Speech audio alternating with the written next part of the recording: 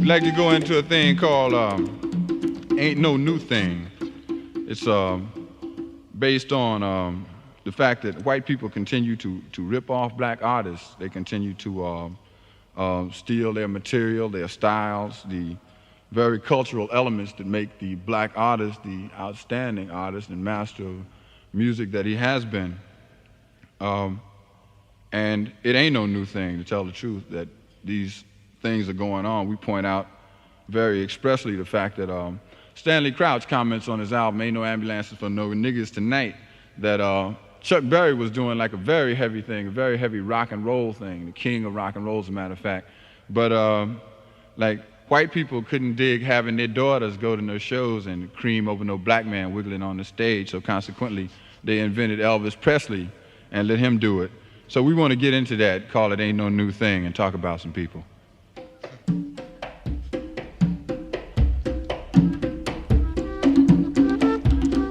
Cultural rape and no geographical boundaries on white hate, and bizarre, scarcely concealed attempts to eliminate black generators of sun heat feeling.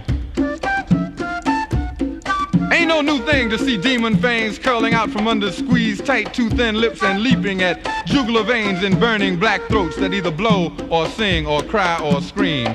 Ain't no new thing to see the bubbling envy flashing from the depths of soulless eyes as still another link with God is created. We used to having white people try to rob us. Why don't they try stealing some of this poverty? Ain't no new thing. Anything they can't understand, they try to destroy. Anything they can't understand, they try to control. In 1896, black men picked up brass instruments and began to evoke and conjure, entice and struggle with black spirits. Rhythmic spirits of blues, work songs, gospel songs, freedom songs, and songs of love of Mother Night.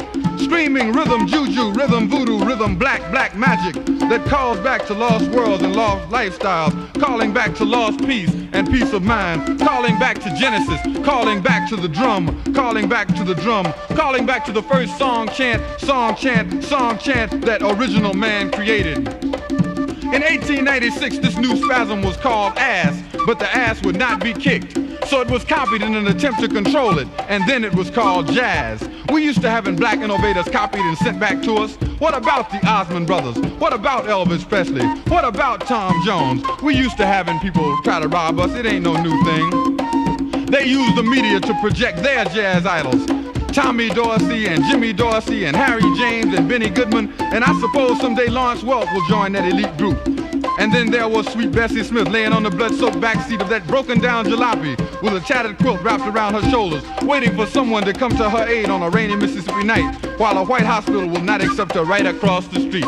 Ain't no new thing. Fats Navarro screaming through tormenting dreams, frustration ripping at his mind and bowels. Over 100 pounds melted from his frame as he battled that white powder mountain. Ain't no new thing. Cultural rape and no geographical boundaries on white hate hide black musicians away in funky smoke-filled nightclubs, the chitlin' circuit. Saturate their worlds with two-bit punks, washed-out baggy-faced white whores, weasel-faced yellow-skinned junkies, and cutthroat white managers, producers, agents, owners, and on and on and on. We used to having white people try to rob us. Ain't no new thing. We have dug his game. Charlie Parker will live on. John Coltrane will live on. Eric Dolphy will live on. Billie Holiday will live on. Jimi Hendrix and Clifford Brown and Lee Morgan will live on in the sunshine of their accomplishments, the glory of the dimensions that they added to our lives.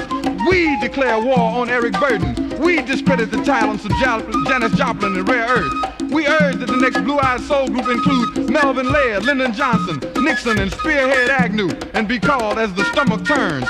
We urge that the album John Wayne Sings the Blues be released. Release the album J. Edgar Hoover sings James Brown. Release the album Wallace and Maddox sing Sam and Dave. Why not? We hear Tony the Tiger saying, right on, Tiger. We heard Nixon talking about power to the people. It ain't no new thing. It ain't no new thing. It ain't no new thing. It ain't no new thing. America is always the same old shit.